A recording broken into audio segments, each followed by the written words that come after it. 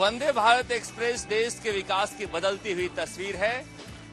इस वंदे भारत एक्सप्रेस के जरिए हम जानेंगे राजस्थान के सियासी मिजाज किस तरह से अभी राजस्थान विधानसभा का चुनाव हुए हैं और लोकसभा चुनाव में राजस्थान की जनता क्या सोचती है, क्या समझती है।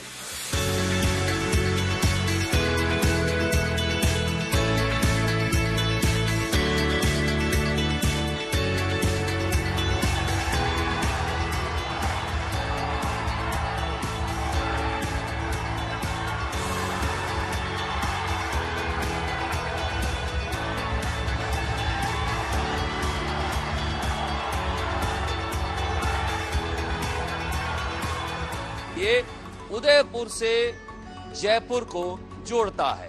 वंदे भारत एक्सप्रेस 7:50 पर उदयपुर से निकलती है और उसके बाद मावली, चित्तौड़, अजमेर, किशनगढ़ होते हुए ये 2 बजे जयपुर पहुंचती है।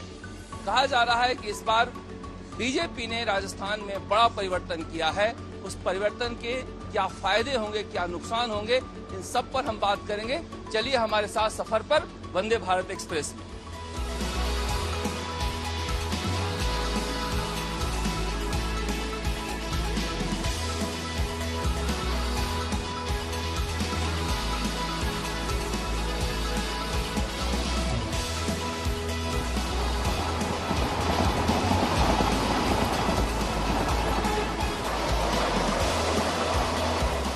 यूं तो हम सियासी सफर पर निकले हैं। वंदे भारत ट्रेन उदयपुर जयपुर के जरिए लोगों का मिजाज जानने के लिए, समझने के लिए, लोकसभा चुनाव के मद्देनजर लोगों से ट्रेन के अंदर ही बातचीत करेंगे। हम बाहर तो आपको हम दिखाई रहे हैं कि लोकसभा चुनाव को लेकर लोगों में किस तरह से उत्सुकता है, क्या मुद्दे हैं, क्या चाहते हैं वो।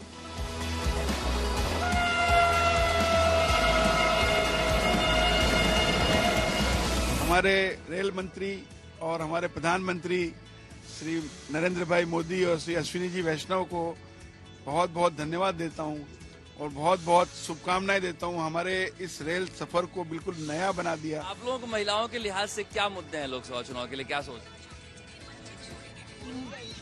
कोई मुद्दा ऐसा विशेष नहीं है, बस भारत का विकास ज्यादा जरूरी है। मूड तो मोदी जी की जो नीतियां, पॉलिसीज हैं, उन पे जो खरे उतरे हैं तो शायद वो ही रिपीट होगी मोदी से। क्या अच्छा लगता है इस सरकार में आपको, क्या अच्छा लगा? कश्मीर वाला आर्टिकल 370 था, उसको खत्म करना, और मेन अयोध्या में राम मंदिर। राजस्थान क्लीन स्वीप 25 of 25 तीसरी बार। जैसे अभी ये वंदे भारत है तो अभी इसका जैसे स्पीड 180 तक इसको जाना चाहिए था, पर अभी ट्रैक्स प्रॉपर नहीं है तो अभी कितना शिवरिंग हो रहा है, मतलब हिल तो रही है ना कम से कम।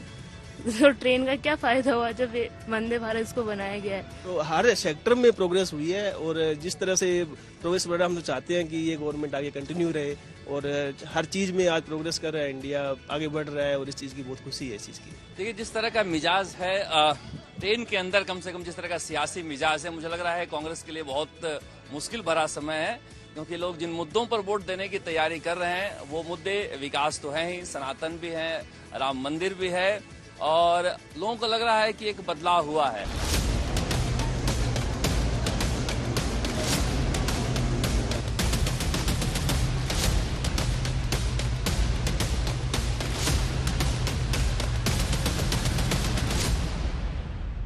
ये है अपना राजपुताना ना, जिसे तलवारों पे इसने अपना जीवन काटा, बरछी तीर कटारों पे। ये प्रताप का वतन पला है आजादी के नारों पे, कूद पड़ी थी जहां पर हजारों पद्मिनियां अंगारों पे। राष्ट्र भक्ति से ओतप्रोत चित्तौड़गढ़ का किला, राष्ट्र धर्म जिसे लेकर महाप्रताप का नाम पूरी दुनिया में विख्यात है, उस किले के नीचे खड़े हैं जानने के लिए, समझने के लिए कि लोकसभा चुनाव में चित्तौड़गढ़ का मिजाज क्या है, क्या सोचते हैं चित्तौड़गढ़ के लोग, क्या मुद्दे हैं उनके लिए, किस आधार पर वोट करेंगे।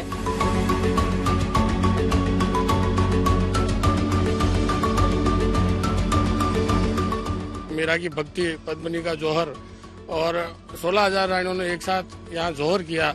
ऐसी इस तपोभूमि का जब आप यहाँ खुद आप भी आए होंगे तो आपको भी महसूस हुआ होगा कि हम चित्तौड़ में घुसे हैं। तो ये वीर भूमि है और इसका बहुत पूरे वर्ल्ड में इसका जो गौरव है उस गौरव के अनुरूप यहाँ पे डेवलपमेंट नहीं हो पाया है। अब जनता किसी के झांसे में आने वाली नहीं है और बिल्कुल इस बार मुद्दा बनेगा ये।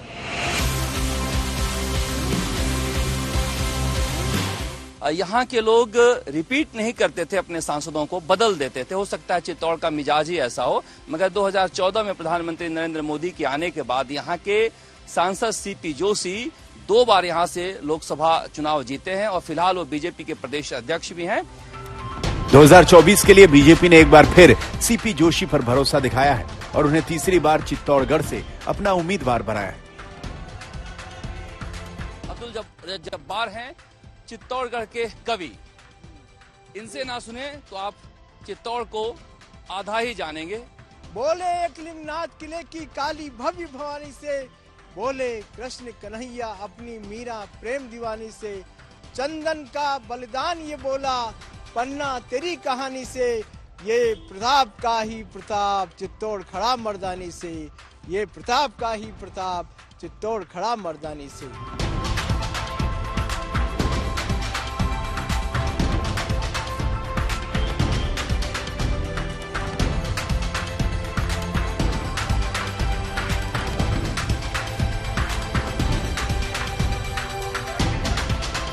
प्रताप के पराक्रम के अलावा चित्तौड़गढ़ काले सोने के लिए भी जाना जाता है। काला सोना यानी अफीम।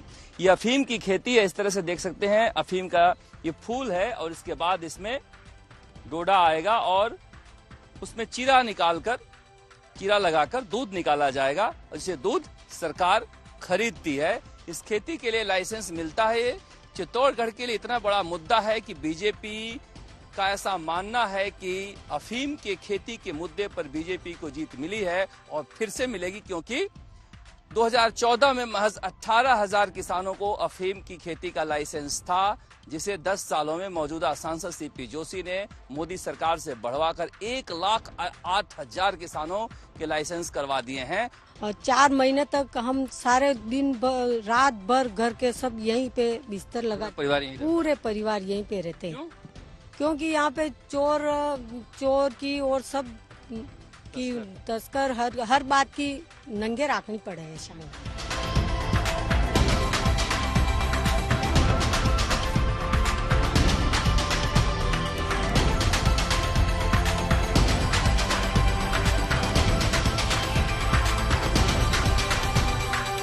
महिलाओं के मुद्दे पर देश में राजनीति हमेशा होती रही है, मगर हाल के दिनों में महिला वोटरों पर पॉलिटिकल पार्टियों का फोकस ज्यादा हो गया है। महिलाओं को सुरक्षा चाहिए और आरक्षण चाहिए। अच्छा, आरक्षण भी चाहिए जी, और नौकरी वगैरह उनकी व्यवस्था चाहिए। पढ़ी लिखी महिलाएं घर में बैठी है।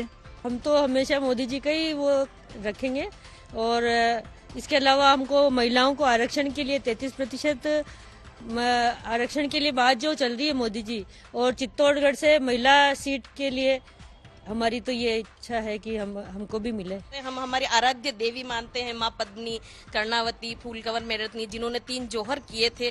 उन जोहर की जोहर ज्वालाओं को ऐसी माँ का दर्जा मिलना चाहिए, एक मंदिर जैसा वहाँ होना चाहिए।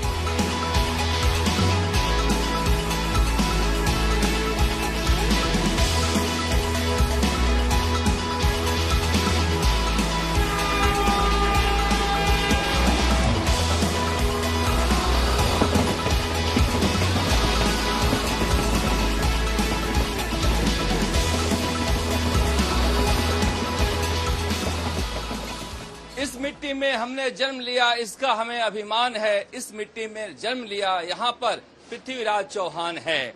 पृथ्वीराज चौहान की धरती, जिसे कभी अजय मेरू के नाम से जाना जाता था, हम अजमेर पहुंचे हैं। अजमेर में हम आपको बताएंगे, दिखाएंगे क्या लोग सोचते हैं आम चुनाव को लेकर। यहाँ पर ब्रह्मा की धरती भी है और ख्वाजा साहब का दरगाह भी। 2019 में बीजेपी ने राजस्थान की 25 में से 25 सीटों पर जीत हासिल की थी। अजमेर से बीजेपी के भगीरथ चौधरी ने कांग्रेस के रिजू झुनझुनवाला को 4 लाख से ज्यादा वोटों से हराया था, लेकिन इस बार के विधानसभा चुनाव में उन्हें हार का सामना करना पड़ा। विधानसभा में चुनाव हार गए, तो क्या उन्हें रिपीट किया जाएगा या बदला जाएगा, क्या लगता है आप लोगों को? देखिए, ये तो क्या है कि केंद्र संगठन तय करेगा और भारतीय जनता पार्टी के दिल्ली काले सत्य होता है। और मोदी जी क्या कहते हैं, मोदी जी का एक विजन है, वो नए नए लोगों को मौका देते हैं। ये इसलिए कह सकता हूँ कि स्मार्ट सिटी की जिस दिन घोषणा हुई थी, तो जिस दिन वाराणसी को स्मार्ट सिटी की सौगात मिली थी, उसी दिन अजमेर को स्मार्ट सिटी की सौगात मिली थी। तो ये कहा जा सकता है एक देश का प्रधानमंत्री अपनी कॉन्स्टिट्यूंसी के बराबर अगर किसी कॉन्स्टिट्यूंसी को मान रहा है तो वो अजमेर लोकसभा मोदी। वाराणसी के और अजमेर सिटी को स्मार्ट सिटी के लिए 2014 की बात याद दिलाना चाहूंगा कि 2014 में जो 100 स्मार्ट सिटियां बनाने की बात हुई थी, आज तक एक स्मार्ट सिटी मुझे पूरे भारत में नजर नहीं है।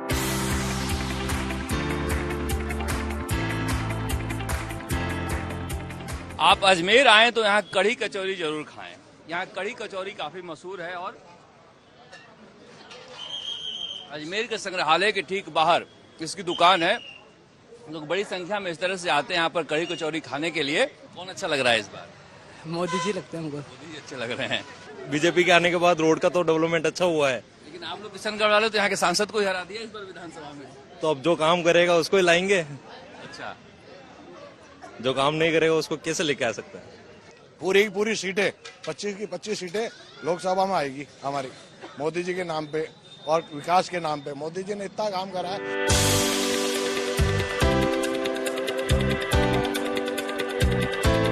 अजमेर नगरी को ख्वाजा साहब की नगरी भी कहा जाता है। उर्स का समय है, देख सकते हैं किस तरह से मेला लगा हुआ है। इसी तरह से मेला हमेशा लगा रहता है, दिन हो या रात हो। ऐसा लगता है कि यहाँ शाम ढलती ही नहीं है, इस तरह का माहौल रहता है। किस तरह का मिजाज है दरगाह शरीफ के लोगों का, सियासी मिजाज, वो भी जानने की कोशिश करें। क्या मुद्दे हैं? जी, लोकसभा के चुनाव से मुस्लिम तो यही सोचते हैं कि जो हिंदू मुस्लिम एकता की बात करे और जो हमारे देश के हित में हो, हम उसी को वोट डालें। क्या नाम है आपका? जी, मेरा नाम सर आदिल है सर। यहीं रहते हैं? नहीं सर, कश्मीर रहता हूँ मैं। कश्मीर से आए हैं? जी सर, कश्मीर में रहता हूँ सर। अगर सियासत को देखें तो सियासी लिहाज से कश्मीर के लोग क्या सोचते हैं? कश्मीर में बस लोग बोलते हैं बीजेपी को वोट दो सर। अच्छा जी सर। क्यों? सरकार बनी 370 के बाद, वहाँ हालात ठीक है सर। ठीक है, ठीक है सर। देखिए, धर्म एक ही होता है, वो है हिंदू धर्म। और जो होता है, देखिए वो जो बोलते हैं ना, जे हम इस्लाम है, वो क्रिश्चियन है, वो तो बाइबल से आया है, वो तो इस्लाम से आया है। लेकिन हिंदू जो सनातन धर्म है, वो तो सनातन से आया है, कोई आदमी उसका पीछे नहीं है।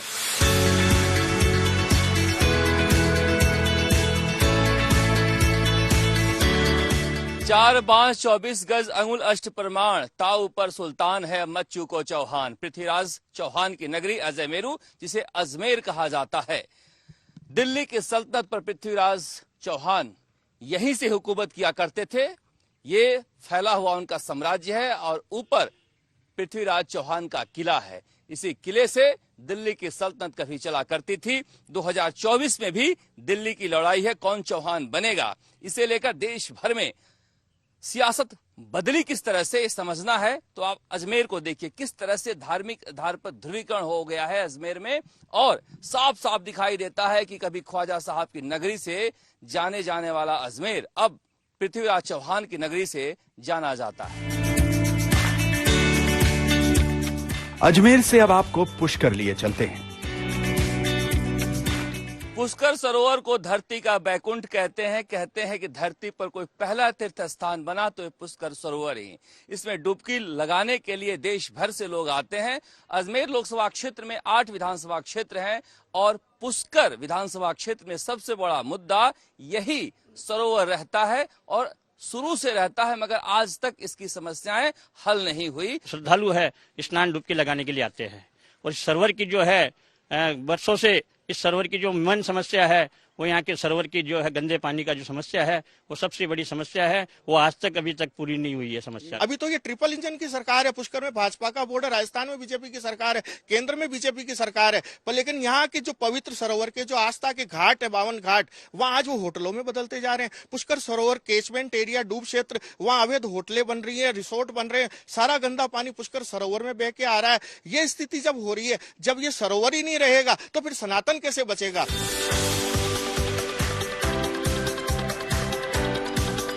अजमेर पुष्कर की वादियां गुलाब के फूलों से महकती रहती है। इस इलाके में गुलाब की खेती होती है। गुलाब की खेती के लिए यहाँ की जमीन बेहद मुफीद मानी जाती है। यहाँ तो बीजेपी का ही होता है। अजमेर लोकसभा के मायने बीजेपी चलेगी। क्यों? क्योंकि उसी का ही फायदा है हमको बीजेपी से। क्या फायदा है? हर जो कुछ नरेगा वरेगा हमारे जो भी है बीजेपी के कार्यकर्ता से ही जुड़े हम।